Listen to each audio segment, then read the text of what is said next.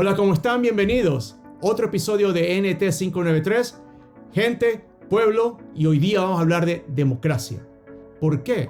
Porque la democracia es lo que define qué somos como país, qué país queremos tener y qué es lo que esperamos para nosotros y para que vienen después, nuestros hijos y nietos. Me acompaña mi buen amigo William. William, ¿cómo estás tú? Bienvenido. Buenas noches, Edgar. Hoy hablaremos, como tú ya lo has dicho, de democracia. ¿Es el gobierno perfecto? ¿Es en realidad el pueblo el que decide a través de solamente votos?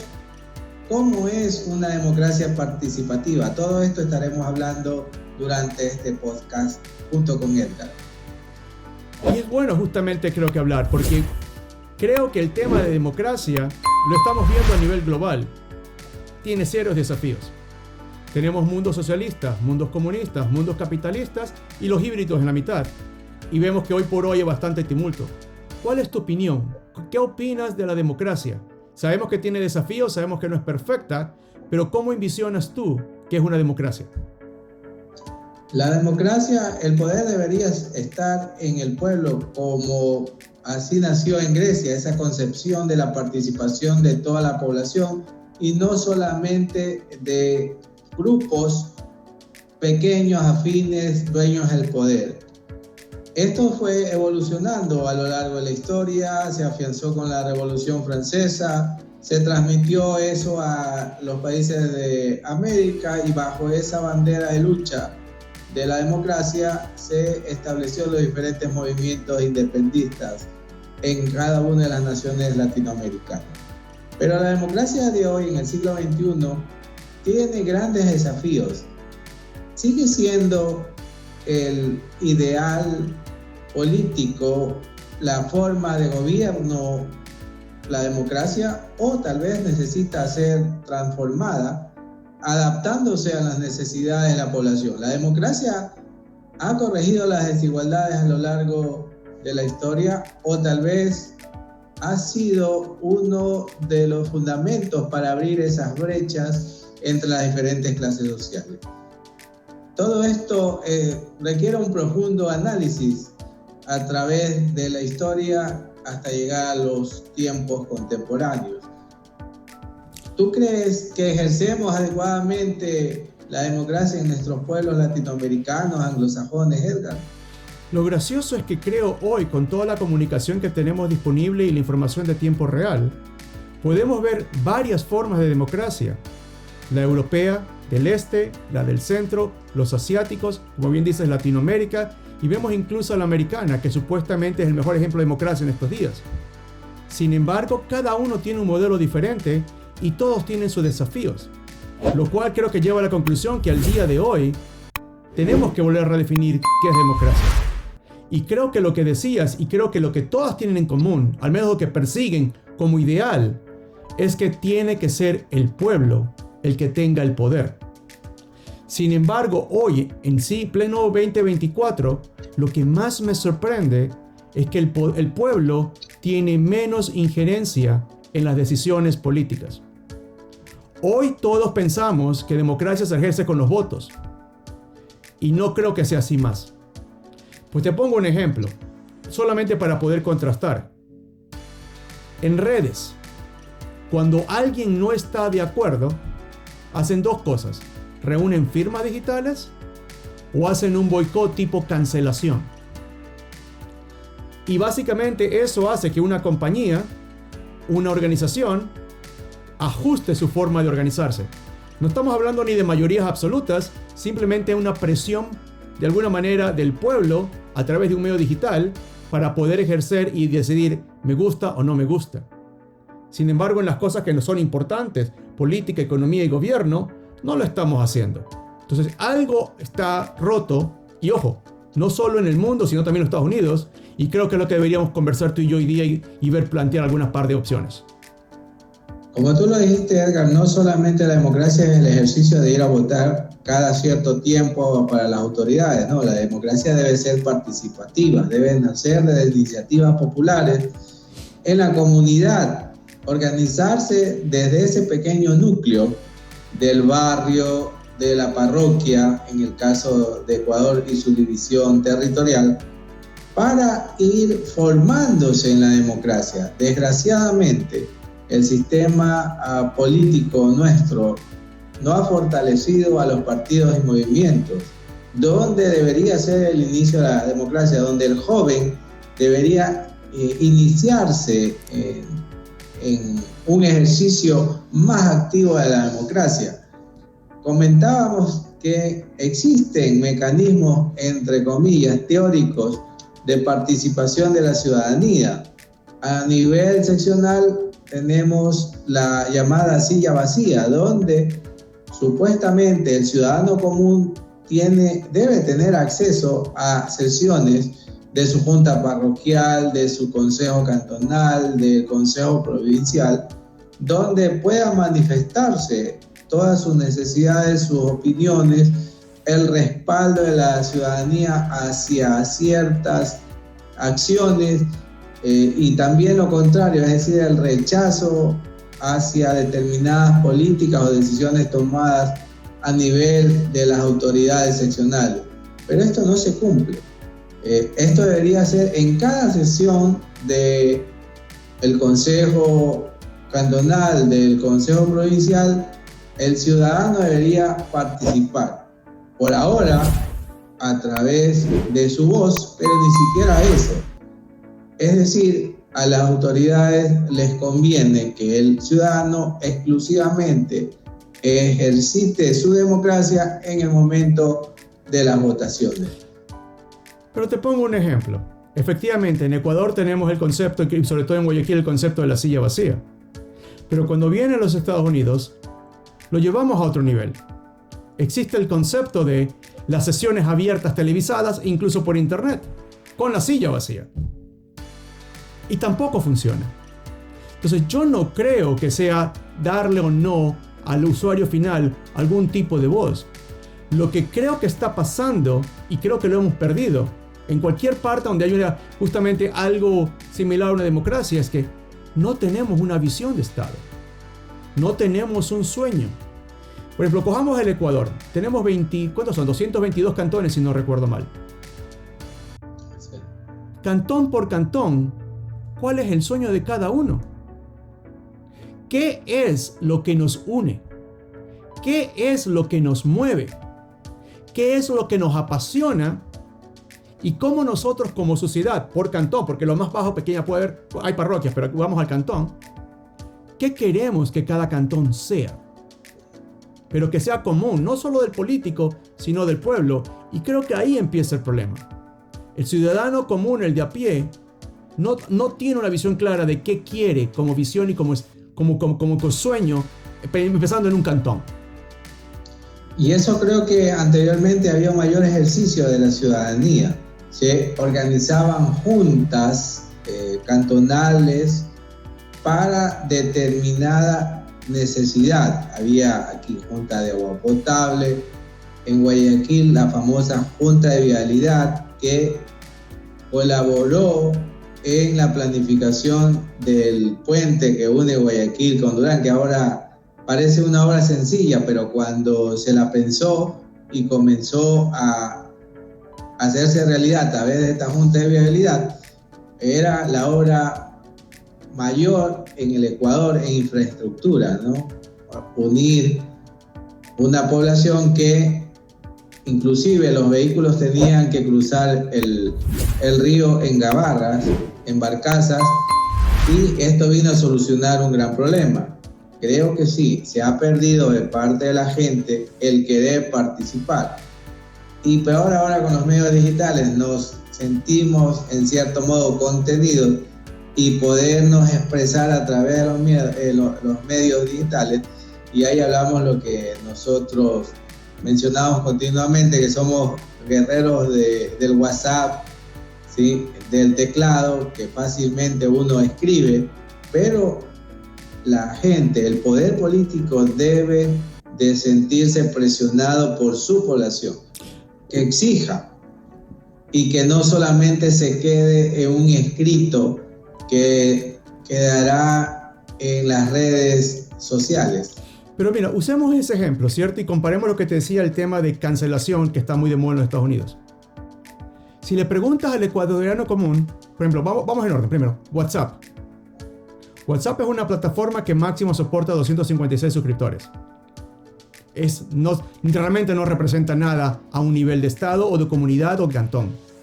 Sin embargo, la pregunta primero que yo le hago a todos los que nos están viendo y escríbanos.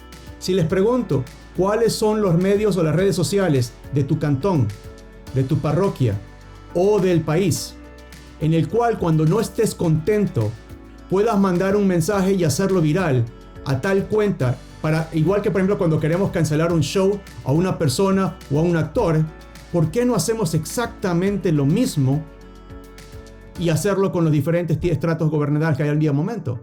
No lo hacemos, no los conocemos. Como bien decías, esa frase de guerrero de WhatsApp, creo que la hemos llevado al extremo, pero ni siquiera sabemos cómo llamar, cómo participar o por qué hacerlo. Y eso es malo.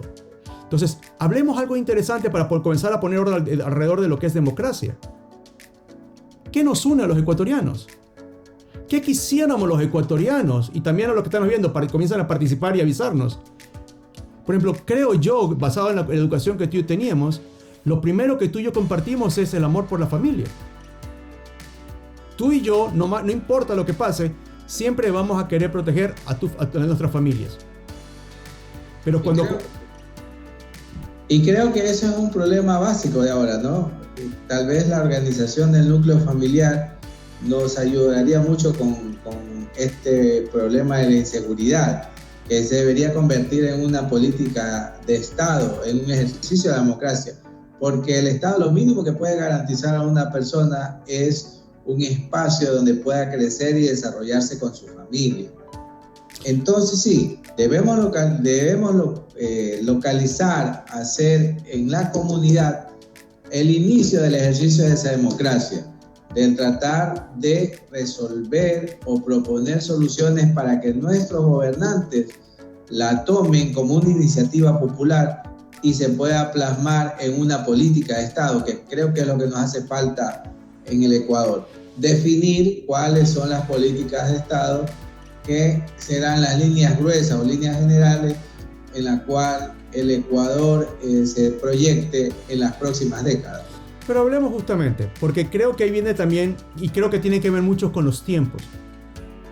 Sigamos ahondando en el tema de la familia, porque creo que lo que todos de alguna manera entendemos y estamos muy conscientes de qué significa. ¿Cómo aplicar democracia en una familia? ¿Es autoritarismo? ¿El papá decide por todos? ¿La mamá decide por todos? Y a medida que los chicos se hacen justamente adolescentes, ¿cómo la familia decide qué es lo bueno para la familia? Y creo que si nos hacemos justo esa pregunta todos, ¿no estamos ejerciendo una buena democracia primero en las familias? Porque creo que hoy no hay un sueño a dónde quieres llevar la familia. No sé cómo lo miras. Hay que darle a los chicos los insumos, ¿no? Para que ellos vayan ejerciendo la democracia. Enseñarles a defender su posición. Uh-huh. Es decir, si ellos tienen una opinión contraria o que disienten de lo que los padres hablen, pues ellos tienen todo el derecho de opinar, pero siempre con bases, ¿no? No lanzar una idea sin que sea respaldada por algo. Eso es el inicio de la democracia. Eso también nos enseñaron nuestros maestros cuando debatíamos en nuestra clase con el respeto de ellos, su conocimiento, su experiencia, y nosotros con nuestras ideas juveniles frescas que trataban de ofrecer diferentes puntos de vista. Entonces, eso hay que defender en la familia. Pero la diversidad en la unidad. Usemos otro ejemplo, porque insisto, creo que porque sucede mucho igual acá en los Estados Unidos, y para los que lo que están viendo, el concepto de familia acá es un poco diferente al ecuatoriano. Vamos a hacer ejemplo y vamos a llegar a aquello, pero quiero ir al Ecuador como tal, porque en el tema de familiar, ¿verdad? Chicos, ¿cómo les decimos a los chicos que mantengan la casa en orden? ¿Ellos entienden el concepto? ¿O hay que darles efectivamente una orden de arriba abajo anda y arregla tu cuarto, haz tu cama. O cómo y cuándo hay que empezar a hacerlo. Y ese es otra vez un ejemplo de democracia. El ejemplo de democracia es que el padre se inmiscuya y ayude al hijo enseñándole cómo se hacen las cosas. Exactamente. Cómo tender la cama, cómo arreglar los libros, cómo colocar la ropa en su sitio. Entonces, se educa con el ejemplo, y la democracia también necesita ejemplos de los líderes de la casa, que son los padres, hacia sus hijos, para que luego ellos se transmita ese liderazgo a la población. Entonces sí, hay que establecer espacios democráticos en la casa, pero siempre bajo el ejemplo. Por ejemplo, una cosa que llevo ya un tiempo fomentando con mis hijos, y es algo muy personal que decidí hacerlo. Lo que yo hago por ellos, les he dicho, ustedes tienen que hacerlo por sus propios hijos y por los hijos de tu hermano. Tengo 2 hijos. O sea, ese concepto, por eso decía, de sueño, de visión, de familia, lo que mis padres hicieron por mí, lo que yo estoy haciendo por ellos, que ellos primero estudian, trabajan, se esfuerzan, se sacrifican, no solo por ellos, sino por los que vienen después. Eso ni los Estados Unidos, y creo que lamentablemente en el Ecuador lo teníamos, porque tus padres, mis padres lo hicieron. Creo que se ha ido perdiendo por la locura propia de los tiempos. Por eso te decía, sueño, visión. El concepto de una familia, un sueño y una visión, se ha perdido un poco. Y creo que hay que volver a restablecerlo. Lo que pasa es que estamos en una sociedad que se vive de la inmediatez. Es decir, queremos que las cosas sucedan al instante. Y si hablamos de cambios en la democracia, cambios en la sociedad, cambios en economía, como tú bien lo has dicho, son sueños a largo y mediano plazo. Entonces, vivimos en una vorágine en el tiempo de que queremos aportarlo todo, que los cambios se produzcan de la noche a la mañana, y que si hoy tenemos una clase pobre, en menos de 2 años ya pertenezca a la clase media, y así sucesivamente. Entonces sí, como tú lo has dicho, primero hay que crear un Ecuador con un sueño, con un proyecto a mediano y largo plazo, estableciendo metas. Lo mismo que la familia, se establece metas. Bueno, vamos a trabajar, vamos a construir, vamos a colaborar para tener una nueva casa, o para ampliar la casa, o para adquirir un vehículo, etcétera. Todo eso se planifica. Mire, esa es la microplanificación.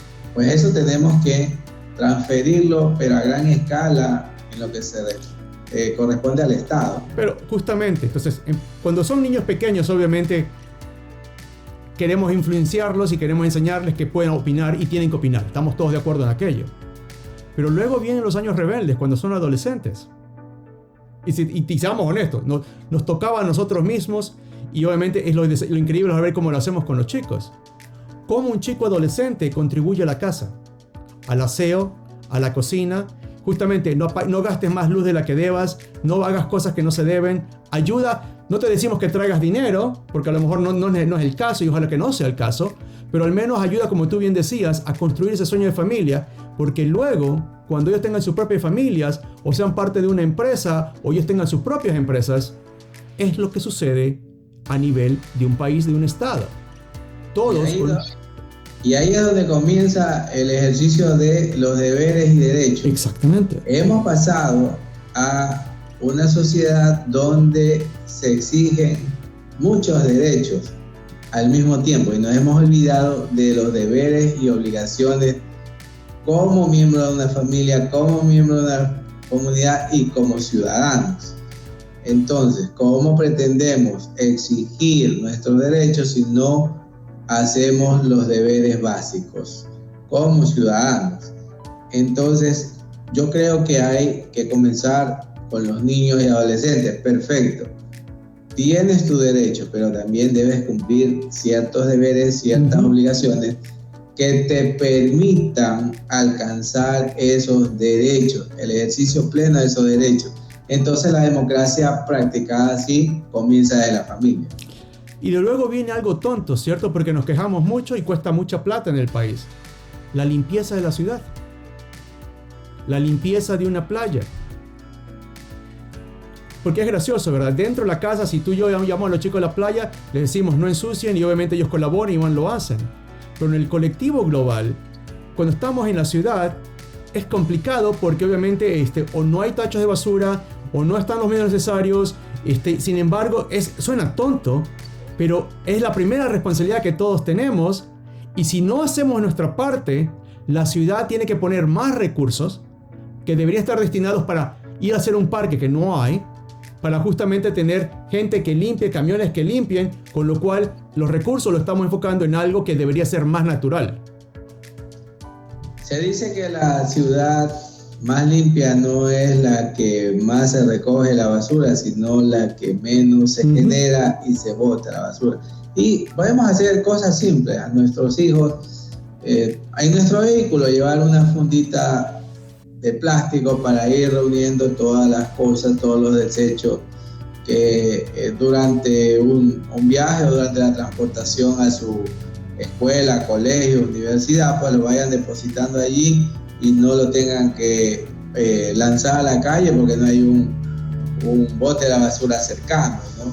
Sí, se gastan mucho dinero en cuestiones de recolección de basura cuando podríamos simplificar algunas de esos materiales, sobre todo los reciclables, con una adecuada educación en nuestros hogares y en nuestros colegios y escuelas.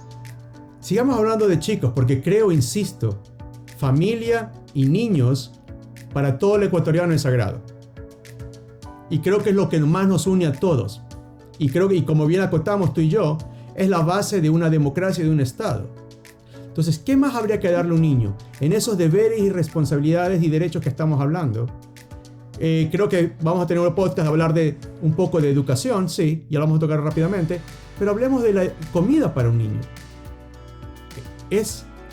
Creo que con ciertos proyectos que hubo en el país, vimos que alimentar a cierto grupo de personas al día por plato de comida era como $2.50. Es inconcebible, y creo que compartes, que los niños del Ecuador no tengan las 3 comidas. ¿Qué podemos hacer? ¿Cómo ayudar?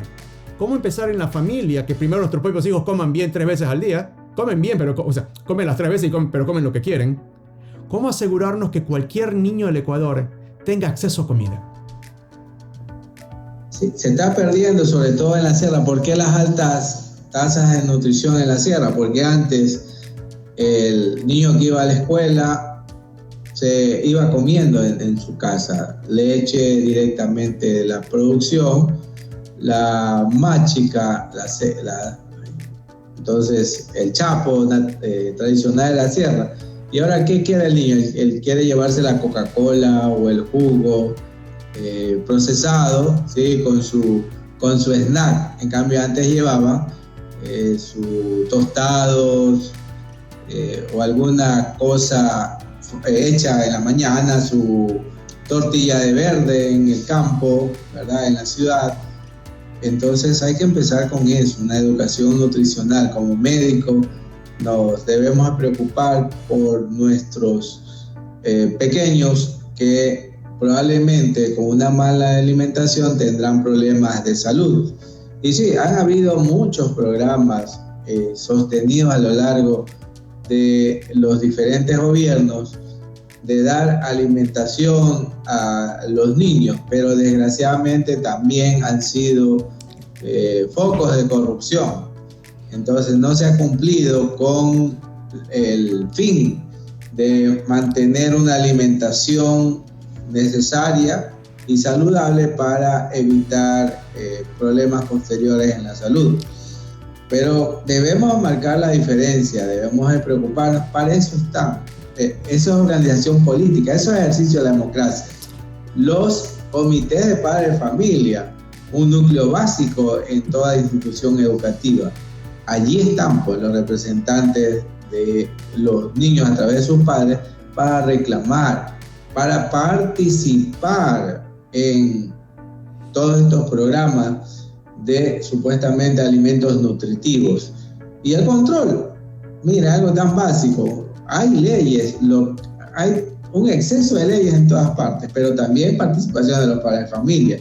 Se exige que los bares de los colegios no tengan productos que el semáforo marque en rojo, que sea excesivo en azúcar, excesivo en grasas, pero muchos dueños de bares o administradores de bares dicen, pero llevamos la fruta, pues la gente no compra la fruta, pues se pudre la fruta. Entonces también es un poco de colaboración del comité de padres de familia en el ejercicio de la democracia en nuestras unidades educativas, que también participen, hagan conciencia con sus hijos para el consumo de estos alimentos naturales.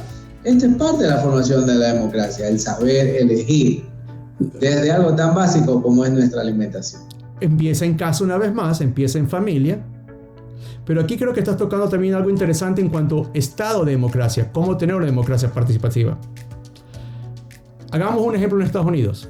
Tienes el gobierno federal, en este caso el señor Trump, luego tienes los 50 y tantos gobernadores, y luego tienes justamente los condados, y luego tienes las ciudades, y por cada uno de estos tienes una cabeza que lidera las cosas del público localmente. Cada ciudad, en lo que el equivalente sería, por ejemplo, cada barrio en Ecuador, tiene un alcalde. Y es responsabilidad del alcalde justamente qué es comidas, qué es seguridad, el tema de bomberos, el tema de alimentos y qué tipo de reglas tiene que haber. Yo creo que en el Ecuador estamos esperando que el gobierno central asuma monetariamente y regulatoriamente, cuando a lo mejor sí debería ser una competencia del alcalde local, con los medios necesarios y la autoridad correspondiente, pues no lo estamos haciendo en el país y somos un país relativamente geográficamente pequeño. Creo que debería ser la primera cosa. Aquí, por ejemplo, hay algo que me gusta mucho del modelo europeo. A los productos en rojo les ponen un impuesto especial, justo para los niños pequeños, para desfomentar el comercio de esos productos a ese nivel. Eso no tenemos en los Estados Unidos, pero creo que sería algo bueno de copiar de los europeos. Porque como estamos acotando, debemos proteger a los niños porque ellos son los que van a llevar el país después, y esa es la política de mediano y largo plazo que estamos hablando. Se habló mucho de la descentralización, hablábamos de los gobiernos, esos títulos rimbombantes, ya no se llama municipio, sino gobierno descentralizado. Uh-huh. ¿Sí? Pero desgraciadamente en el mismo municipio, sobre todo en los grandes, hablemos de Guayaquil, Quito, hay centralización.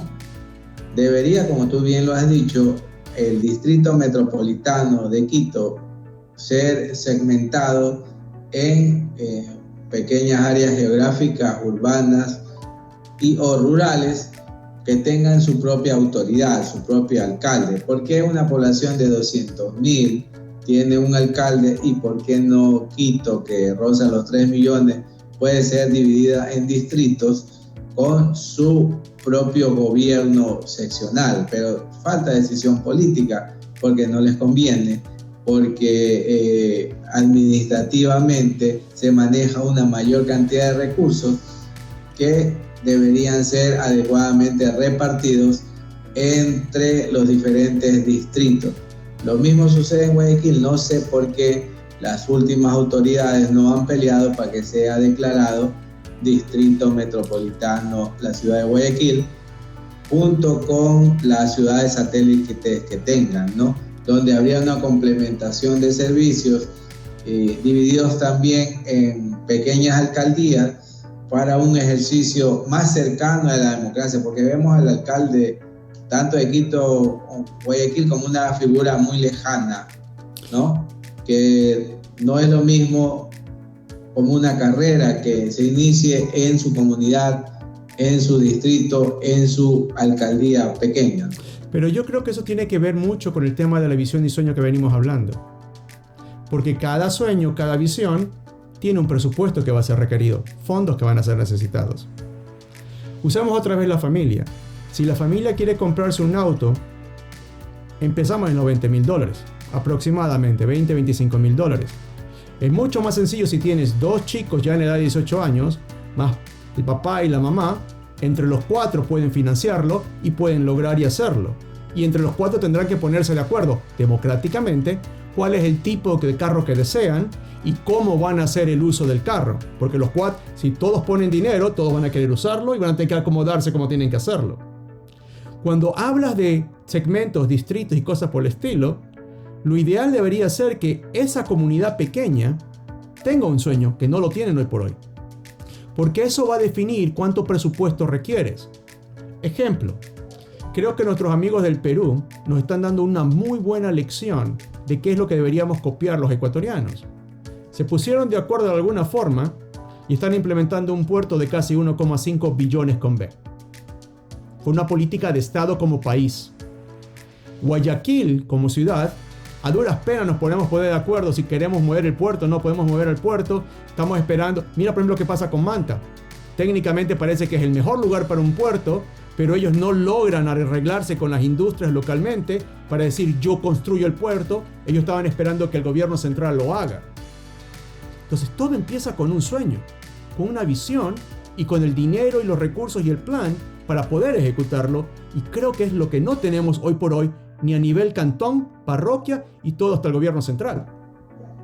Es que también todos pensamos territorialmente en nuestro área, como tú mencionaste lo de los puertos.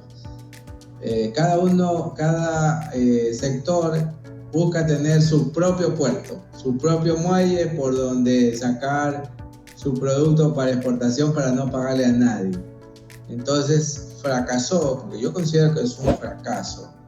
Y eso podemos invitar a uno de nuestros compañeros que maneja el sistema del puerto de aguas profundas de Posorca, ¿no? Donde debió haberse destinado toda la carga de aquí, de los puertos, de los micropuertos de Guayaquil, para hacerlo desde un solo sitio, ¿no? Con ciertas ventajas que estamos viendo en el Perú. Todos se pusieron de acuerdo, ahí nadie dijo, no, yo tengo mi puerto y por aquí saco el banano, yo tengo mi puerto y por aquí saco el cacao, sino no, vamos todos, pensemos en país. Yo creo que lo primero, como democracia, como tú lo decías, hacer acuerdos mínimos, es decir, pequeñas cosas en que todos estamos de acuerdo, y ahí ir construyendo el sueño que tú decías. Pongamos de acuerdo en cosas elementales y así vamos a progresar, pero a veces por uno que disiente, no, pero bueno, debemos de aprender en el ejercicio de la democracia lo que son las mayorías y qué son las minorías. Entonces, si las mayorías opinan sobre cierto punto y están de acuerdo, la minoría debe respetar esa decisión. Pero no, yo soy minoría, yo soy el 5%, el 3% y hago más relajo de lo que decidió la mayoría. Y eso se ha visto en los últimos años. Pero con manifestaciones de un porcentaje mínimo de la población que inclusive han hecho daños estructurales en sus manifestaciones políticas. Pero ahí comencemos a comparar. Creo que todos nos reímos de la cantidad de partidos políticos que hay en el Ecuador. Quiere decir que mayoría absoluta no existe. Sobre todo en las primeras rondas y peor en las segundas, porque llegan cierto tipo de cosas. Sin embargo, cuando vienes a un modelo como el americano, realmente hay 3 partidos. Todos de ultraderecha, pero 3 partidos. Y es gracioso porque cada 8 años es como un péndulo. Si eres demócrata, te conviertes en republicano. Luego viene el otro y ni siquiera los independientes se los toma en cuenta. Entonces, el concepto de mayoría creo que hoy no funciona. Porque si en un lugar como el americano, que justamente tiene diferentes métodos para tratar de balancear la ecuación, viste lo que no ha pasado justamente en las últimas elecciones y ha sido lamentable el ejemplo que Estados Unidos ha dado al mundo, en la forma en cómo justamente la democracia la hemos dañado. Vamos al Ecuador, en cambio tenemos el extremo. No hay mayorías y tienes que negociar con todos. Por eso volví al ejemplo de la familia. Insisto, tienes los padres, tienes los adolescentes y todos hemos vivido en ese sistema. Y sabemos que no es nada sencillo. Sin embargo, para poder sobrevivir con un objetivo común, aprendemos rápidamente cómo negociar entre todos sin matarnos ninguno. Pero eso no tenemos hoy por hoy, ni en Ecuador ni en los Estados Unidos. ¿Cómo hacemos, por ejemplo, y sorry si mi amigo del Ecuador, el resto del Ecuador me odia, por ejemplo en Guayaquil, cómo nos ponemos de acuerdo, como tú decías? O nos hacemos distrito metropolitano, cómo ayudamos a la gente del sur que tenga más hospitales, más bomberos o lo que fuere. ¿Cómo hacemos que, por ejemplo, el tema de los puentes, hagamos más puentes porque estamos completamente saturados con el tráfico y no nos podemos, en ese ejemplo, ni San Borondón, ni Durán, ni Guayaquil nos ponemos de acuerdo todos porque al final del día no hay presupuesto. Todos esperan que Guayaquil lo haga, los otros no tienen el dinero, todos tienen el problema y todos miran al Estado que lo haga. Es complicado. Claro, son parte de intereses, ¿no? Porque la mayoría de la gente que tiene cierta economía sustentable vive en la parte norte. Entonces, hacer un puente en el sur significaría que esos sectores se van a revalorizar, van a subir su plusvalía con el quinto puente que quieren hacer acá en la parte de la ciudadanía, ¿no? Y hacer del sur un nuevo polo de desarrollo. Se pensó hace algunos años hacer zonas francas, por ejemplo, pero faltó la decisión política. Pero ahí viene el punto, ¿política de quién? Porque lo que creo, para los que no viven en Guayaquil, cuando hablamos del sur es justamente lo que está cercano al puerto. Pero geográficamente hablando y en cuanto a población, el sur tiene aproximadamente como 1,7 millones de habitantes. San Borondón no tiene tantos, el norte de Guayaquil tampoco. Entonces, ellos, si quisieran ejercer con las responsabilidades de derechos de sacrificio que hablábamos, si ellos se pudieran poner de acuerdo, tuvieran una visión de cómo quisieran hacerlo, creo que ellos podrían poner la presión política, porque son mayoría, físicamente hablando, sin embargo no lo han hecho. Porque hay falta de organización. Por eso te decía que a veces las minorías son más organizadas que las mayorías. Pero toman decisiones que les conviene a ellos y afectan a la mayoría, porque precisamente esa mayor población es la que está callada, la que no participa en una democracia activa, que solamente va a votar y que tal vez le hemos dado a través de la política malos ejemplos que dicen, no, a mí no me interesa la política. No, sí te debe interesar, porque la política, no, es que a mí no me da de comer, sí te da de comer, porque la política toma decisiones económicas que te afectan, ¿no? Desde ahora, mira, la cuestión de establecer todos los años un salario, una remuneración mensual unificada, que se llama aquí, que la toman en el mes de diciembre. ¿Quiénes son los representantes? Ni la misma población sabe quiénes representan a los trabajadores, se autodenominan representantes de los trabajadores, de los empleadores, y nunca se ponen de acuerdo, y el que termina decidiendo siempre el gobierno de turno. Entonces sí, la política y sus decisiones te afectan en tu vida diaria. Apliquemos, y debes de aprender a participar en la democracia. Usemos ese ejemplo y veamos y pongamos ciertas comparaciones. Yo hago mucha bicicleta cuando estoy en Ecuador, y entre esos ejercicios físicos tengo la buena costumbre, por ejemplo, de ir en bicicleta de Guayaquil hasta el pueblo de San Borondón. Y me sorprendió mucho una cosa. Tienen un malecón que no le envidia nada a ningún lugar de Miami. Tienen un malecón, tal como, por ejemplo, como el Malecón 2000 que tenemos en Guayaquil. En ese mismo malecón han creado una playa. La playa la tienen cercada para que el riesgo de que se ahoguen se minimiza, porque tienen una cerca a como unos 20 metros de la orilla. Y no tienes idea la cantidad de puestos de comida que están alrededor del malecón. Y el malecón debe tener casi sus 300 metros de largo, tal y cual como el Malecón 2000. Y estamos hablando del pueblo de San Borondón. ¿Por qué el sur no lo hace? Hubo un cierto proyecto. Yo sé, recuerdo. En la playita, en la playita del Guamo, hacer un balneario, digamos un balneario urbano, pero que desgraciadamente se ha venido a menos por la inseguridad.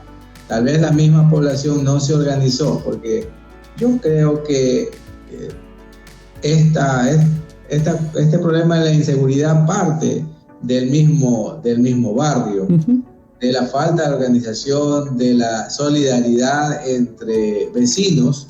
Antes los barrios eran bien organizados, eran barrio bravo, el que se metía con uno del barrio se metía con todos.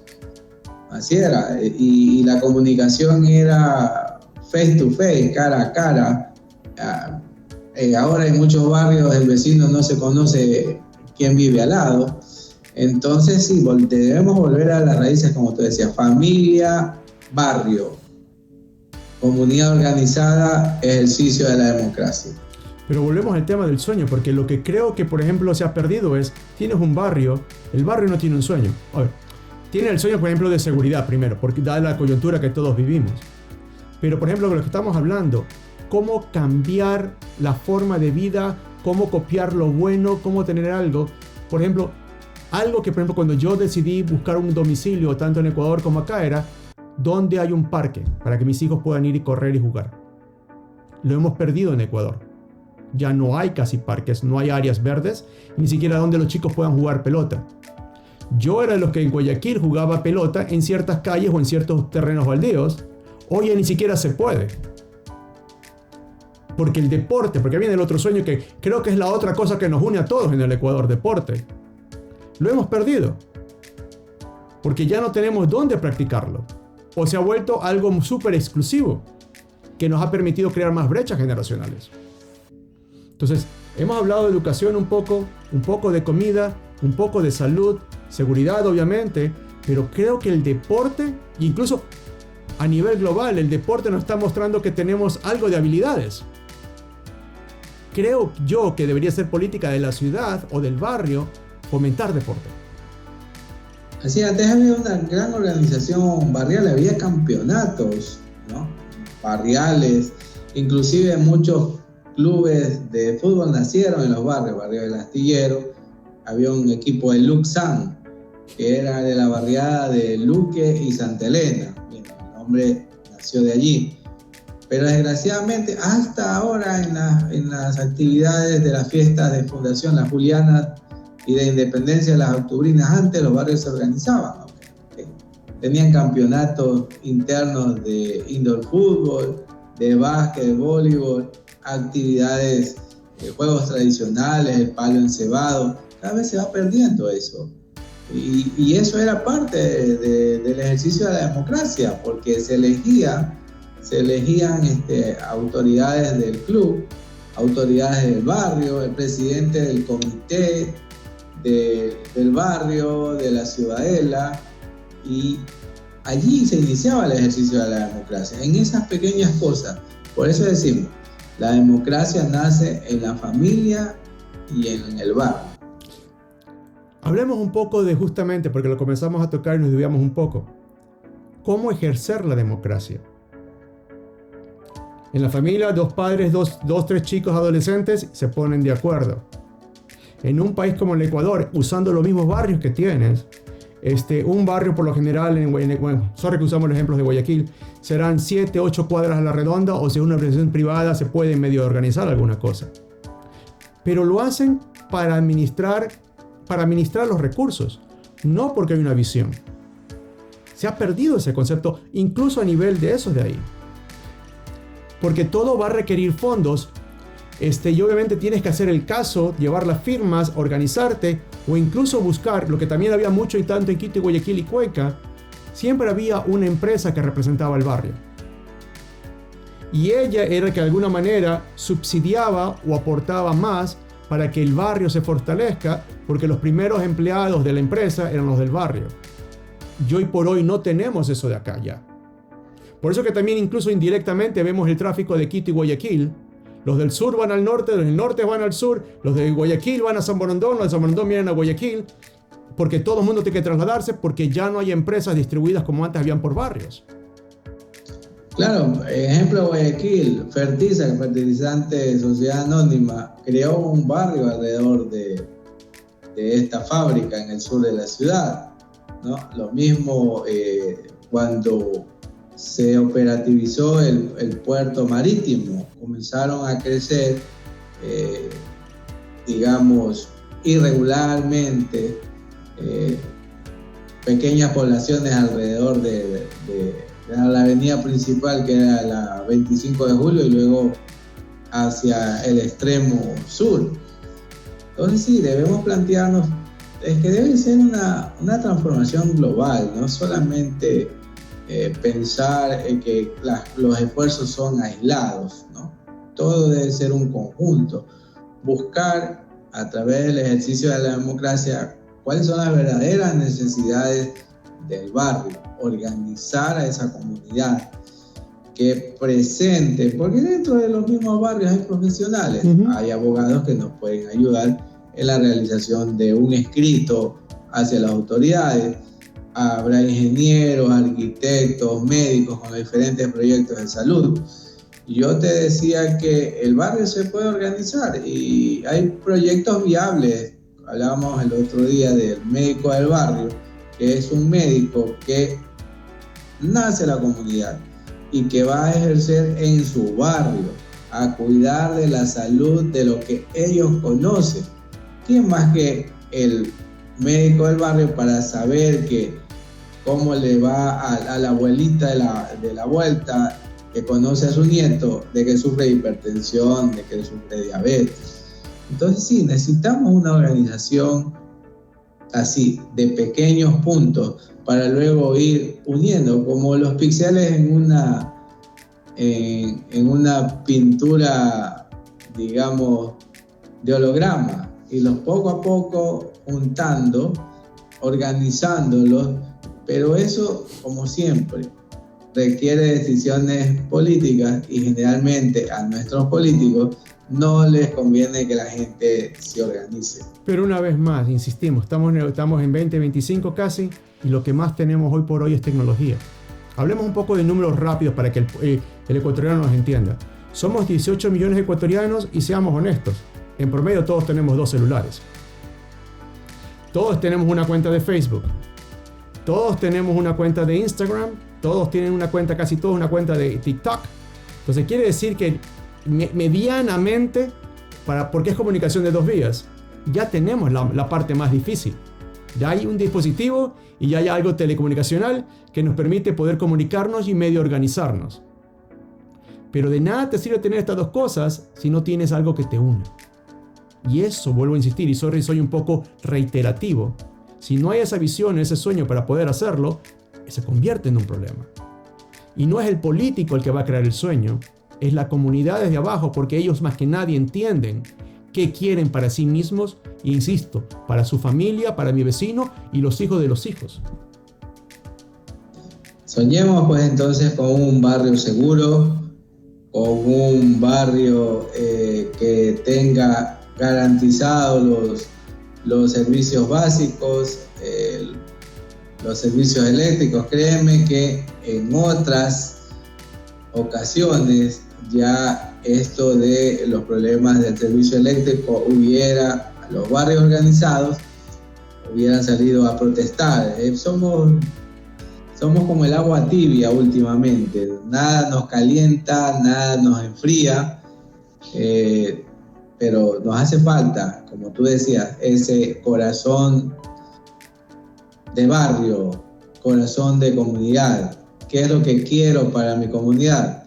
Pero para desarrollar a la comunidad, porque desgraciadamente lo que piensa la persona que vive en un barrio en el sur es, sabes que yo, en vez de hacer progresar a mi barrio, quiero salir de aquí. Entonces no le damos tampoco los instrumentos necesarios para el desarrollo de su comunidad, que se sienta orgulloso de pertenecer a su ciudadela, a su barrio, a su comunidad. Debemos de comenzar por eso, formar ciudadanos de barrio. Dada la coyuntura que viene justamente, ya que estamos en diciembre cuando estamos grabando esto, una cosa que recuerdo muy gratamente de Guayaquil, y lo vi también en muchas partes del Ecuador, era cómo los barrios se organizaban y hacían competencias locales, primero de las casas más iluminadas. Sé que a lo mejor no merita por el tema eléctrico este momento en el país, pero ¿qué les cuesta justamente mantener la ciudad limpia durante estas fechas? Asegurarnos que efectivamente tener por ejemplo, tema católico, una pequeña posada los últimos 9 días y compartir algo de la comida que tengamos con el vecino. Una tocata, música, chicos, corriendo, seguros, protegiéndonos todos un poco, disfrutando las noches tanto de cualquier parte del Ecuador que son muy agradables. El clima es muy agradable en esta época. Comenzar a tener esos pequeños gestos de comunidad, barrio, compartir para comenzar a restablecer lo que la coyuntura nos llevaba a tener un poco de recuperar ese orgullo que tanto mencionas, porque es la mejor forma de hacer democracia. Así es, antes habían los nacimientos, tanto físicos como nacimientos vivientes, ¿no? Tal vez porque hemos perdido esa esencia del significado de la fiesta de Navidad. Por eso te digo, debemos hacer un autoanálisis, un acto de contrición de dónde perdimos al barrio, dónde perdimos a la comunidad, para retrotraernos y volver a construir, como ahora lo llaman, el tejido social. Yo diría el tejido barrial, la comunidad de que yo conozco a quien vive al lado mío, porque es mi amigo, porque somos casi como hermanos, nuestros hijos juegan juntos, disfrutamos de diferentes actividades. Yo creo que sí, tenemos que volver a ese ejercicio de la democracia que empezaba en la familia y en el barrio. Y usemos la democracia para crecer esos barrios, esas comunidades, luego los cantones y esperamos que sea después el país. Entonces, William, te agradezco un montón. Creo que fue muy, muy, muy ilustrativo poder comparar un poco tu visión, mi visión, los dos países como tal. Los invitamos a todos a que nos ayuden a construir esta comunidad, porque ese es el propósito, poder compartir ideas, decir lo que estamos pensando, lo bueno, lo malo. Podemos incluso en democracia estar en desacuerdo, pero en función de ese desacuerdo saber cómo vamos a encontrar los mínimos comunes para poder todos sumar y estar mejor mañana. Gracias a todos por sintonizarse. Compártanos si les gustan hacerlo. Expándenos todos sus comentarios. Y no sé, William, algunas palabras finales antes de terminar y despedirnos un rato.